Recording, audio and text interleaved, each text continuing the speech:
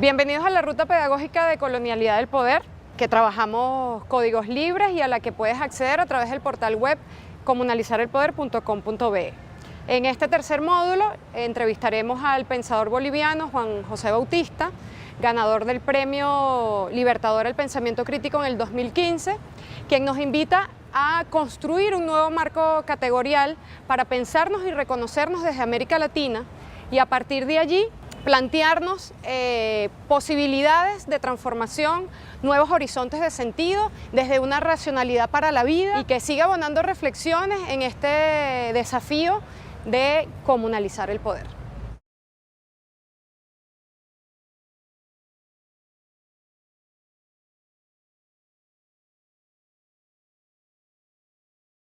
La racionalidad moderna en general no sirve para tematizar nuestros problemas. Entonces el problema es cómo construir otra idea de racionalidad, ¿no? O sea, al principio el problema es muy vago, muy en general, ¿no? Entonces, ¿por dónde entrarle? Se aparece el laberinto, por dónde atacar, etcétera, etcétera, ¿no?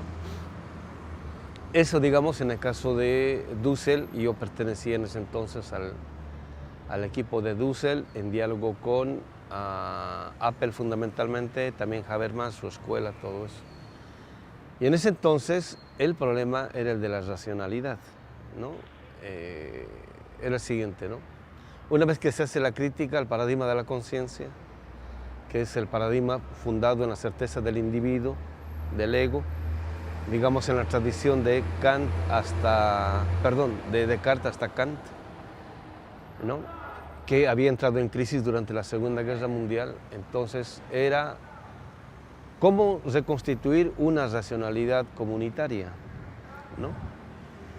¿Qué quería decir esto?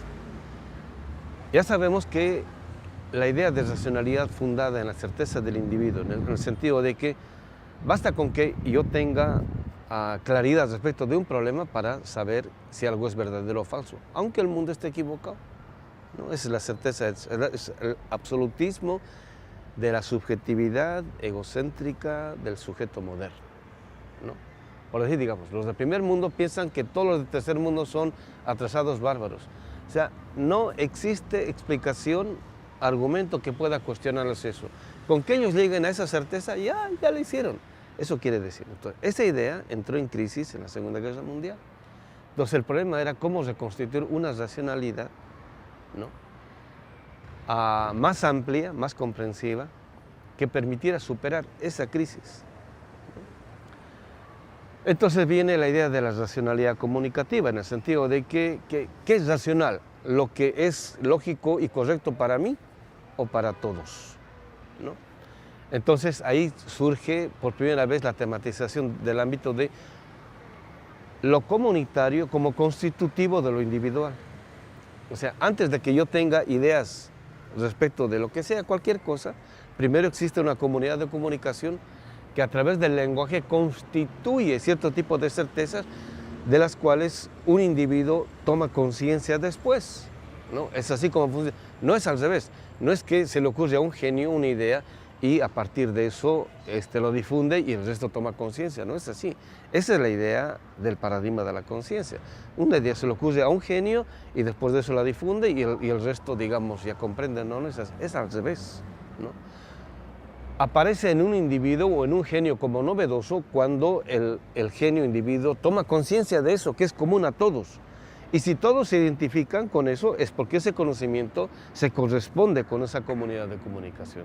Es así como se replanteó el problema. Pero en sentido formal todavía es el modo como responde Apple Habermas al problema, ¿no?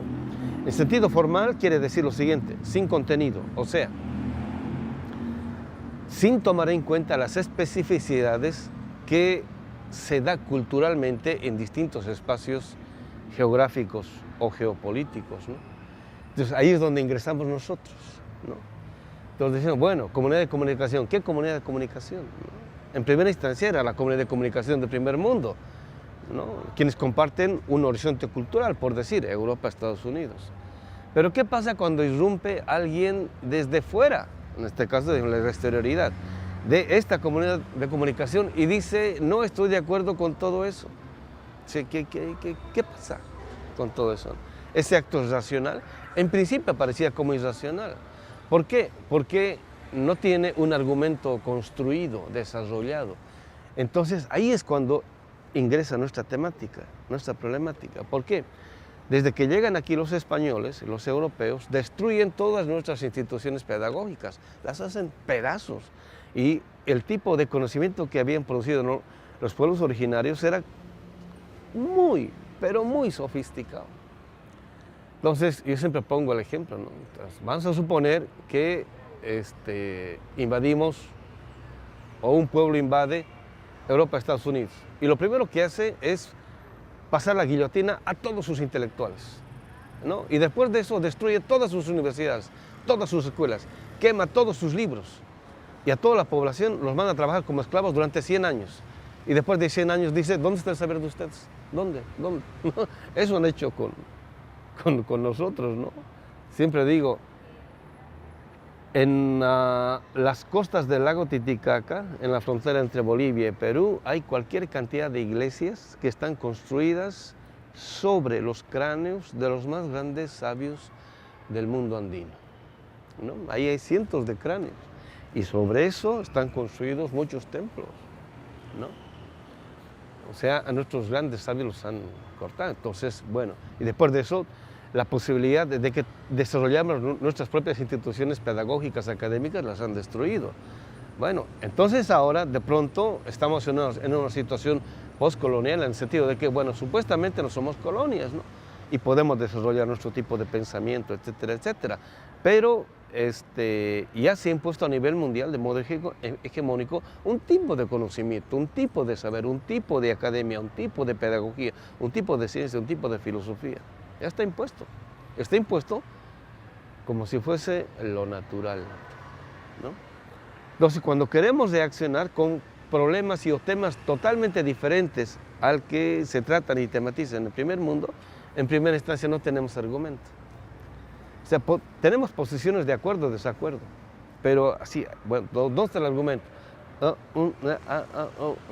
No hay cómo desarrollar. Entonces, la primera reacción es, bueno, nuestros problemas los vamos a exponer con argumentación moderna, con conocimiento moderno, con lógica moderna, etcétera, etcétera, ¿no? Entonces, ya no vamos a estudiar Europa, Estados Unidos, vamos a estudiar lo nuestro, pero con el mismo tipo de lógica y argumentación de Europa, Estados Unidos. Eso es fracaso. Entonces, lo diferente, lo distinto, vuelta a la normalidad, como si fuese lo mismo por decir, ¿no? Entonces hay que producir otra idea de conocimiento, ciencia, filosofía, racionalidad, etcétera, etcétera. Bueno, es el primer problema que aparece. Después de ello, con Franz Hinckelammer aparece el siguiente problema. ¿Cómo se produce eso materialmente y no formalmente? Porque ya tenemos la idea de que, bueno, formalmente es el conocimiento, saber todo eso, y tratamos de conocer todo eso, pero no es ahí por donde empieza la producción de conocimiento. Aparece con Hinckelammer el problema por el nuevo trabajo que él hace sobre Marx. El nuevo trabajo que hace sobre Marx, bueno, así entre comillas, ¿no? El marxismo del siglo XX se formalizó en el sentido de que perdió la tematización, la posibilidad de tematización de esta dimensión de la realidad, que es cómo se constituye la materialidad de las relaciones interpersonales, intersubjetivas, humanas, etcétera, etcétera, ¿no? Que era el problema de la economía, pero no de la economía moderna. La economía moderna está orientada en función de la ganancia, ¿no? Eso se puede formalizar en el sentido de es la contabilidad pura, ¿no? Los números, la cantidad y listo. ¿Y el resto? Bueno. Entonces, esta nueva tematización que hace Franz Hinckelammer sobre Marx descubre el siguiente problema, que ahora lo estamos desarrollando ya de modos mucho más sofisticados, ¿no? El momento originario en el cual se producen las grandes formalizaciones empieza en la producción material de la subjetividad que después se va a formalizar en las reflexiones científicas o filosóficas. Dicho de otro modo, empieza en el estómago. Ahí es donde empieza, ¿no? O sea, empiezan en las relaciones intersubjetivas, persona a persona, en el tipo de trato, en el tipo de relación que se da fáctica, en el modo como, digamos, empresarios de primer mundo vienen acá y dominan, someten, esclavizan el trabajo de los originarios de acá, de los pueblos afros, etcétera, etcétera. Es la relación práctico-material. Ese es el contenido que después se formaliza, ¿no? Entonces, si no se tematiza eso, difícil construir otro tipo de racionalidad, porque ahí es donde empieza, ¿no? Y entonces nos damos cuenta de que primer mundo ha establecido un tipo de relación material que prácticamente lo ha naturalizado, en el sentido de que nosotros producimos materia prima o bruta y ellos elaboran la sofisticación de este tipo de producción, en principio, ¿cómo se llama?, extractiva, ¿no? O sea, ¿qué produce eso?, ¿no? Es decir, yo pongo el ejemplo de la mina, ¿no? En la mina, ahora van con taladros mecánicos, ¿no? Pero antes iban con pala y pico a sacar el mineral, la roca pura, por decir, juntar. Es un trabajo no solamente bruto, en el sentido de la materia bruta, sino es un trabajo que embrutece. Entonces, la cargaban a pulso, con bestias de carga, etcétera, etcétera, ¡pum! Y se iba al primer mundo, y llegaba la roca ahí, así como si hubiese caído del cielo, dice Marx, ¿no? Y lo elaboraban y sale el producto elaborado ya fino. O sea, ¿qué produce esto?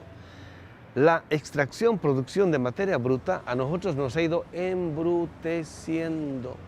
Es la dialéctica de la producción, ¿no? O sea, el tipo de relación, dice Marx bien clarito, que se da entre su naturaleza o el sujeto y la producción, es como define la subjetividad, ¿no?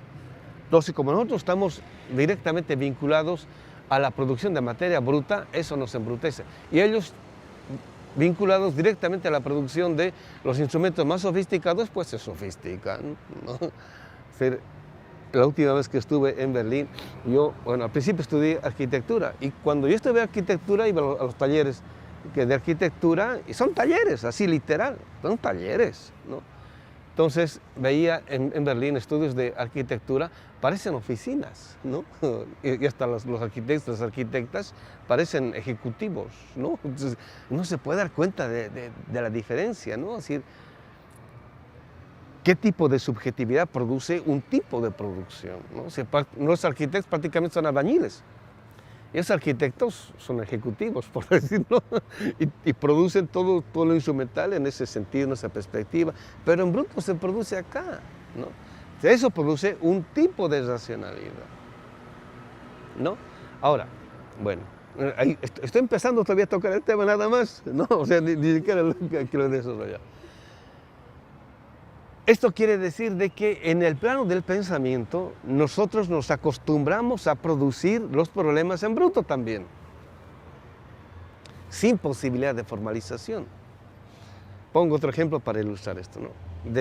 Esto viene desde Aristóteles inclusive, cuando Aristóteles decía, ¿no?, la nobleza helénica es noble en cualquier parte del mundo, ¿no?, dado su carácter universal.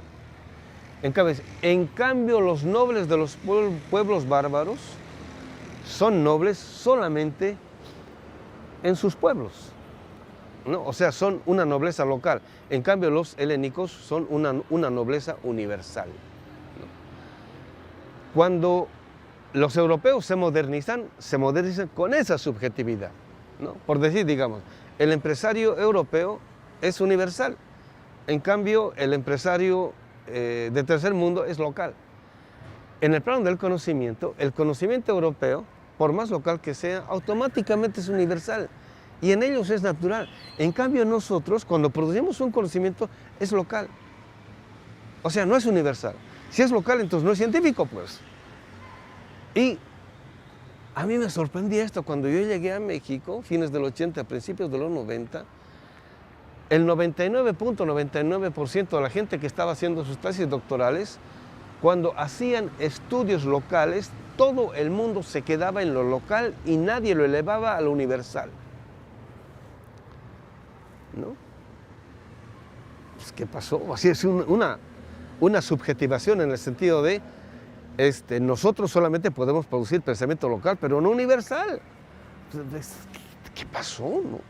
Y cuando uno quiere producir pensamiento universal, a uno le decían, estás mal. O sea, en el sentido de que existencialmente nosotros no podemos producir pensamiento universal, sino solamente local. Entonces, habíamos subjetivado eso de tal modo que cuando hablábamos de los problemas, hablamos, no, es que en Bolivia solamente esto, el otro, es que en Perú solamente, es que en Venezuela solamente, pero nadie sin, a partir de eso, poder elaborar, ¿cómo se llama?, pensamiento universal. En cambio, cuando venían los franceses, por ejemplo, estaban de moda. Entraron los franceses, ¿no? Los franceses no necesitaban hablar de Francia, ellos hablaban en sentido universal y todo el mundo lo tomaba. Y cuando leemos a Bourdieu, Foucault, no nos damos cuenta que eso es pensamiento local. El pensamiento norteamericano y el pensamiento europeo es pensamiento local, no es pensamiento universal. Que se universaliza eso, ese es otro problema, ¿no?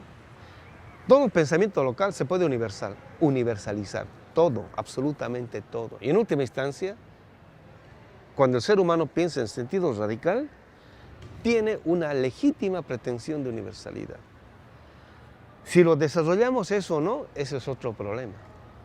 Entonces, bueno, ¿por qué? Entonces, tenía que ver con el ámbito de la producción de la subjetividad, y eso inmediatamente nos remitió al problema de la producción de la vida. O sea, ¿qué tipo de vida producíamos y qué tipo de forma de vida se produce en Estados Unidos? Entonces ahí inmediatamente descubrimos, ¿no? Esa vida es a costa de la nuestra, esa forma de vida es la negación de eso. Y querer optar por esa forma de vida, por esa forma de pensamiento, implicaba negar no solamente nuestras formas de vida, sino nuestro tipo de pensamiento. Ya está. O sea, es increíble, vía Marx llegamos a eso. O sea, no vía pueblos originarios, por decir, ¿no? Y evidentemente estábamos pensando problemas relativos a los pueblos originarios. Y eso empieza con el concepto de comunidad, que me voy a referir después cuando llegue al tema ¿no? Entonces, lo primero que descubrimos eran obstáculos existenciales. Ilustro de otro modo, ¿no? Yo fui alumno de Hugo Semmelmann durante mucho tiempo.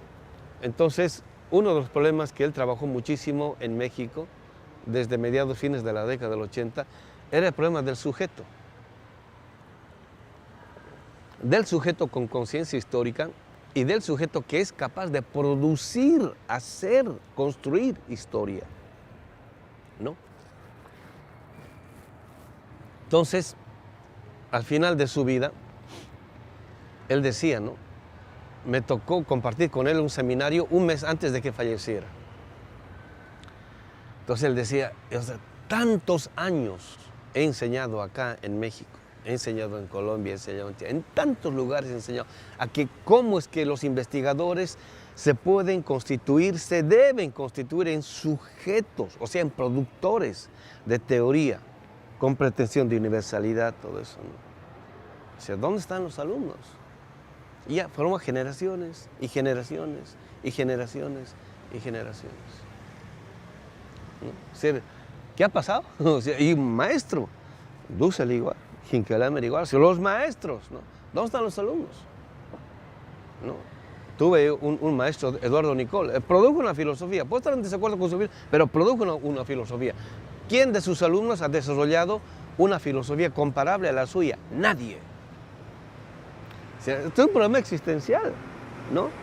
Que tiene que ver con la historia y con la cultura que ha producido la modernidad. Entonces, lo primero que descubrimos es que son problemas que ha producido la cultura de la modernidad. Entonces, ahora, ¿cómo nos remontamos a ello? ¿Cómo vamos más allá de ello? Bueno, de pronto, gracias a la obra de Hinckelemmer, bueno, yo siempre digo, Hinckelemmer es el Marx de este tiempo, pero nadie se da cuenta todavía, ¿no? Bueno, él dice que detrás de la producción de todo tipo de conocimiento, sea filosófico, científico, moderno, lo que sea, siempre en última instancia lo que está presupuesto es un modelo ideal, ¿no? O sea, la palabra modelo ideal es la palabra que en ciencia o filosofía se utiliza para hablar de mitos o utopías, ¿no? Entonces, en última instancia, siempre está presupuesto un mito. ¿Qué es un mito o qué es un modelo ideal? ¿No? Es una gran narrativa que le presenta a uno todo el universo con sentido, o toda la historia, o toda la realidad con tal o cual tipo de sentido. Eso quiere decir. Porque en principio querer conocer toda la realidad es imposible, ¿no? En parte la crítica de la razón pura sirve para entender que esto es finito, ¿no? Y cuando digo esto no me refiero a una mente individual, sino juntamos todos los cerebros de la humanidad, siguen siendo finitos.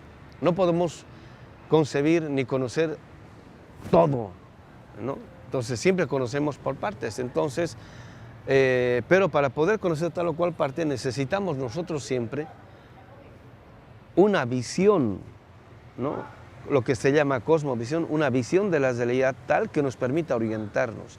Esa función cumplen los mitos, ¿no? En el plano de, ¿cómo se llama? La ciencia y la filosofía son los modelos ideales o principios de imposibilidad, así se les llama. Pero también, en el fondo, es un mito o una utopía, ¿no? Entonces, dice Hinkelammer, ¿no? La modernidad ha sido capaz de producir un tipo de visión de la realidad imposible de demostrar empíricamente, ¿no? O sea, ha producido sus mitos, pues. ¿No? Supuestamente estamos en la época secular, ¿no?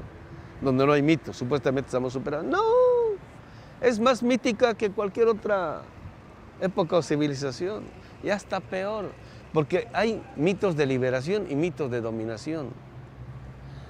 Ha producido sistemáticamente mitos de dominación y no ha producido mitos de liberación. El del Éxodo, por ejemplo, es un mito de liberación, ¿no? Y así sucesivamente. Y no es moderno, ¿no? Bueno, entonces dice, nosotros hemos quedado atrapados al interior, él dice, del marco categórico del pensamiento moderno. El marco categórico del pensamiento moderno es otra forma de decir al interior de sus mitos. ¿Listo? Y creemos en eso. Y eso está hecho exactamente para negar nuestros mitos y utopías, para ponerse en caducidad, para hacerlas aparecer como inviables, como premodernas, precapitalistas, atrasadas, del pasado, etcétera, etcétera.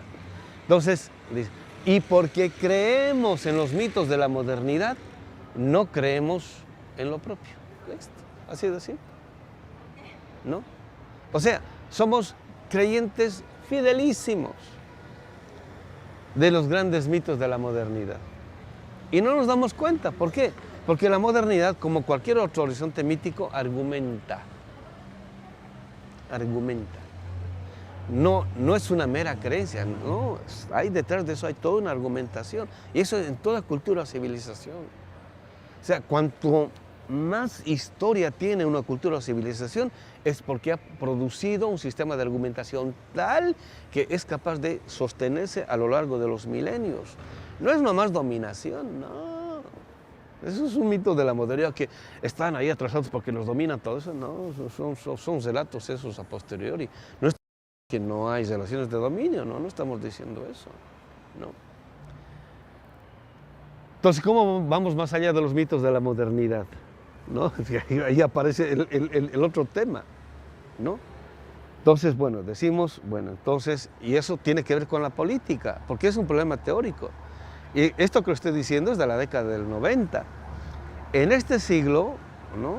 Aparece, empieza con el Caracazo, y después de eso aparece el proceso del compañero hermano, liderado por el compañero hermano Chávez, ¿no? Aparece lo de Bolivia, la guerra del agua, la guerra del gas, todo eso, y de pronto empieza a aparecer un tipo de política distinta al tipo de política que había aparecido durante el siglo XX, ¿no? En el siglo XX el tipo de política estaba liderada por los obreros.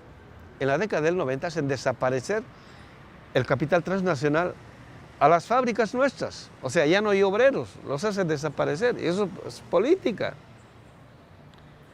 Entonces hay lo que alguna ciencia social dice en mi opinión, con mucha ingenuidad, movimientos sociales. Es una categoría del siglo XIX eso. Y no se dan cuenta que está detrás de eso. Porque hay una disputa en el siglo XIX para ver si es clase obrera o proletaria o movimiento social. Hay una disputa eso en el siglo XIX. En el siglo XX retrotraen todo eso y le dicen, ahora ya no hay clase obrera, ahora hay movimientos sociales, ¿no? Entonces, hasta tribus le dicen, ¿no? Hay unas minorías que salen aquí y allá. Bueno, junto con ello aparecen los pueblos originarios, o antes de ello aparecen los pueblos originarios, con otra concepción de la realidad, con otra forma de hacer política. Y entonces nos damos cuenta que los pueblos originarios no se perdieron hace 500 años, ni durante esos 500 años, están vivitos y coleando, no están en el museo, no son objeto de la arqueología, ni la antropología, ni la etnología, nada, son realidad viva y ahí en la política lo van mostrando. Entonces cuando vemos eso, decimos, pues ahí está. Entonces empezamos a trabajar con este tipo de gente para hacer una reconstrucción de los modelos ideales con los cuales sería posible entender de otra forma toda la realidad. Ahora, uno diría, ¿no?, que este es un problema intelectual, entre aquí las bibliotecas, todo eso. No hay nada en las bibliotecas, todo lo que hay en las bibliotecas es el conocimiento moderno, europeo, occidental, hecho para dominar o para amansar, por decirlo.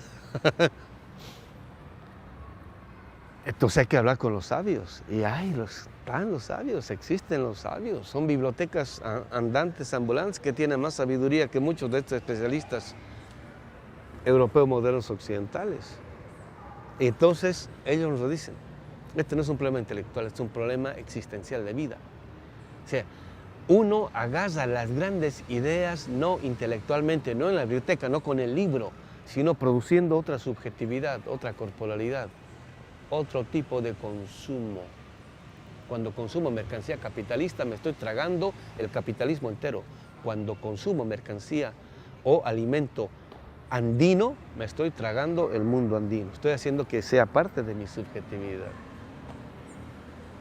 Entonces, recuperación de lo propio, revaloración de lo propio. Ya no relacionarme con la papa, o con la oca, o con la yuca, como si fuese un objeto que me da solamente nutrientes. No, es sujeto, persona, vida. Y así sucesivamente, ¿no? No solamente llena de contenido energético, sino también de contenido informático. Poco a poco, a través de la sangre, la digestión, todo eso, llega al cerebro. Entonces empezamos poco a poco a llenar de otro tipo de contenido informático nuestras neuronas. Y en diálogo con ellos empezamos a actualizar esta otra visión de la realidad. Y cuando tenemos la perspectiva de esta otra visión de la realidad, recién aparece la modernidad como un todo. Y cuando aparece la modernidad como un todo, aparece miserable, como lo peor que ha producido la humanidad a lo largo de toda su historia. O sea, llegar a esto, estoy hablando desde mediados, fines de los 80, ¿no? Entonces, este es uno de los grandes obstáculos. El 95%, voy a ser optimista, el 95% de la gente que está metida en los procesos nuestros de transformación y de cambio sigue pensando que esto es un problema intelectual. Pensar que es un problema intelectual es saber, tipo de cosas, ¿no? No, compañeros. Es transitar de una forma de vida a otra forma de vida, de un tipo de consumo hacia otro tipo de consumo. Eso quiere decir tomar conciencia. En una de las preguntas, vamos a ir ahí, ¿no?, que no es nomás consumir cualquier mercancía. Marx dice, cuando nosotros consumimos la mercancía capitalista, realizamos al capital. Le estamos diciendo al capital que produce eso, qué bien que estás, qué bien que produces, bravo, sigue produciendo. Eso lo estamos diciendo, aunque salgamos a la calle, el capitalismo es depredador, termina la marcha o la huelga, todo eso, lo primero que vamos es al supermercado a comprar mercancía capitalista y el capitalismo sigue funcionando.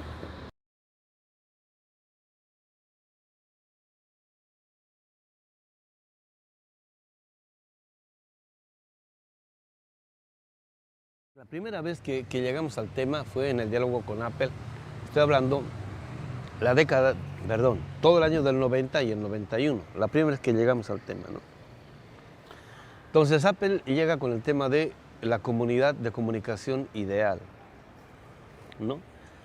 que sería el fundamento gracias al cual se podría dar la comunicación. ¿Qué quiere decir esto? Esto parece abstracto, pero es bien concreto. Quiere decir que para que, bueno, Apple está pensando el problema de la destrucción de la intersubjetividad en Europa, ¿no? Que ha producido fundamentalmente la guerra. O sea, los seres humanos ya no creen en sí mismos. Eso quiere decir. Ya no se relacionan por humanidad, sino por intereses. Eso quiere decir. Entonces dice, ¿cómo reconstituimos eso? ¿No? Entonces dice, es a través del diálogo. Y Habermas dice lo siguiente, ¿no? Y esto es porque los problemas económicos ya no son problemas. Está hablando de Europa él, ¿no? O sea, el pobre o la clase obrera ya tiene coche, ¿no? Ya tiene refrigerador, tiene televisor, tiene su departamentito, o sea, ya. El problema es ahora la comunicación. Y por eso abandona Marx, ingenuo. Porque está pensando Europa nada más. O sea, está pensando el 10% de la humanidad. Digamos el 20% de la humanidad. El resto, seguimos pobres. O sea, ¿cuál universal? No es universal, es un pensamiento local. Pero la gente no se da cuenta. Y hasta ahora siguen siendo habermasianos. Bueno. Entonces dice Apple, ¿no? Para que haya comunidad, para reconstituir a la comunidad, tiene que haber un reconocimiento explícito de la dignidad del interlocutor, ¿no? De tal modo de que yo me abra, más allá de mis certezas, a la posibilidad de que en la interlocución el otro me pueda interpelar. O sea, yo reconocer que sus problemas son tan válidos como los problemas que yo pienso y yo concibo. Entonces vamos a reconstituir la comunidad. Porque dice, en última instancia, cuando uno sale a hablar, ¿no? Lo que interpela siempre es el principio de inteligibilidad, en el sentido de que uno habla, se comunica, habla, discursea, lo que sea, con la pretensión de que todo el mundo le va a entender, aunque no lo entienda, pero tiene ese tipo de pretensión, de tal modo de que todo el mundo le diga, ah, qué bien que has dicho, se ha entendido perfectamente, etc. En última instancia, todos hablamos así. Nadie habla, ¿no? Nadie sube a una palestra para quedar mal ante todos, ¿no? O para que nadie le entienda, no. Hay un principio de inteligibilidad, comprensión, etcétera, etcétera. Entonces, a eso le llamamos el principio formal de la comunidad. Es una comunidad sin contenido. Porque puedes platicar de lo que sea, ¿no? Entonces, eso deviene en un tipo de reflexión sobre qué es comunidad, ¿no? Y lo que normalmente todo hace es, cuando hablan de comunidad, recurren a la tradición que de pensamiento comunitario proviene de Europa y Occidente, ¿no? Digamos, en última instancia, esta idea que de comunidad aparece en el libro Praxis Kai Apostoloi, los Hechos de los Apóstoles en el Nuevo Testamento, donde se inspiraron también los primeros comunistas y socialistas, donde compartían todo. Es un principio de reconocimiento de la intersubjetividad de todos. Y ahí se quedan con eso y piensan que es la comunidad. ¿Qué pasa cuando nosotros decimos, bueno, está bien eso para los europeos, sí, pero ¿cómo se piensa la comunidad respecto a nuestros pueblos? Y ahí es donde viene la bomba, ¿no? Estamos pensando el tema hace años y todavía no escribimos porque es dinamita pura. ¿Por qué es dinamita pura? Bueno, porque el contenido del concepto de comunidad en los pueblos originarios no alude solamente a la interrelación personal e intersubjetiva entre personas. Pensar que la comunidad se reduce a eso es una ingenuidad. Es seguir cayendo en el paradigma que la modernidad ha producido acerca de la humanidad, como si el ser humano fuese una corporalidad sin naturaleza, ¿no? El principio de vida sirve para entender que nosotros sin naturaleza somos nada. Es como el hijo sin la madre es nada. Nosotros como humanidad sin la naturaleza somos nada, ¿no? Entonces, en el contenido del concepto de comunidad que se deduce de los pueblos originarios, la comunidad no alude solamente a la intersubjetividad de los participantes de la comunidad. Ese es un aspecto.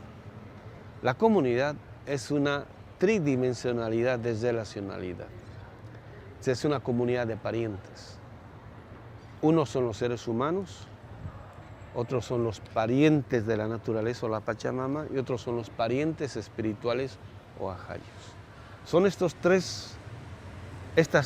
tres personalidades, por decir, los que componen a la comunidad. Ahora, ¿por qué? Uno por decir, ¿es su cosmovisión? No, no es solo una cosmovisión. No, es la producción de una comprensión de lo que sea la realidad milenaria, así comprobación empírica, fáctica, ¿no? Si yo parto desde la modernidad, yo me relaciono con la naturaleza en términos de objeto, porque la modernidad ha constituido la naturaleza en objeto. Pero si parto de los pueblos originarios, la naturaleza no es objeto, es sujeto, es madre, ¿no? El hijo con la madre no se relaciona en términos de igualdad. El hijo se relaciona con la madre en términos del reconocimiento de una dignidad superior a la suya, ¿no? Ahora se está perdiendo en México, pero cuando yo llegué por primera vez, yo recuerdo, los cuates me llevaban a sus casas, ¿no? Tipos, haga de cuenta, 25, 30 años, ¿no? A su mamá le decían, madrecita. O sea, con un respeto, una reverencia. Usted, madrecita, ¿no? O sea, ni siquiera madre, ¿no? O mamá, ¿no? Madrecita, ¿no? O sea, el reconocimiento de la dignidad de una subjetividad mayor, de respeto a la de uno. Eso es la Pachamama para la humanidad. Tenemos que ir cerrando. Le voy a hacer una última pregunta. Es que me falta otro pariente.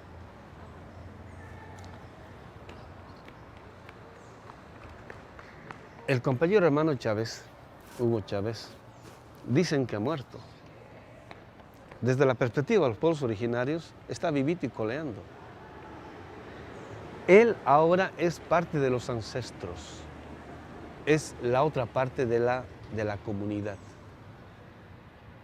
Y si nosotros no los reconocemos, o sea, los únicos que han dado la vida por un país o cultura como este, no es Chávez. Hay mucha gente, esos están vivos, pero no de ahora, no de hace 200 años, sino de hace milenios.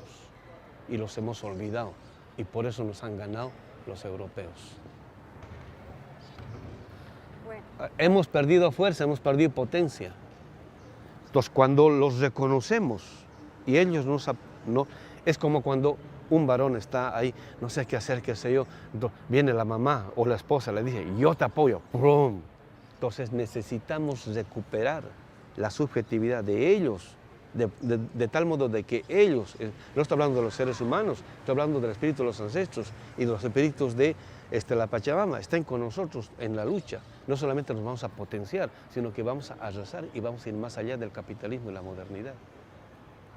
Eso es lo que está detrás del concepto de comunidad cuando uno parte de los pueblos originarios. ¿Quién está dispuesto a creer en eso? Ni la izquierda.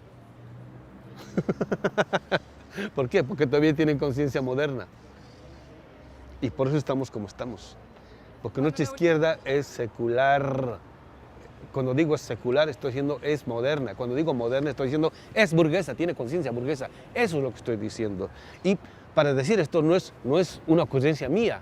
Yo tengo cualquier cantidad de citas de Marx para demostrar esto.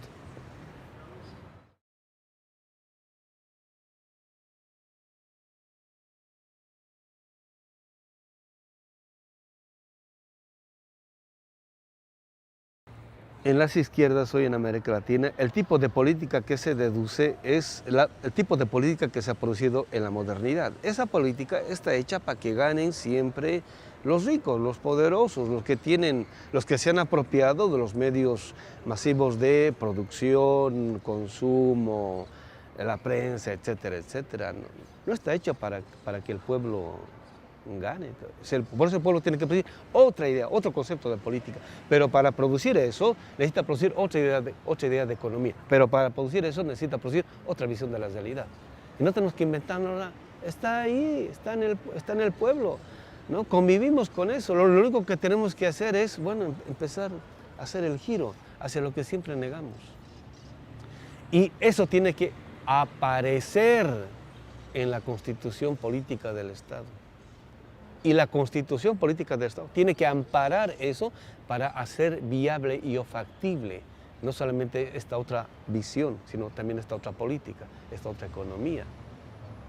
O sea, estamos todavía en los albores de una nueva idea de Estado con una constitución que haga visible esto que la modernidad siempre ha hecho invisible. Y por eso perdemos.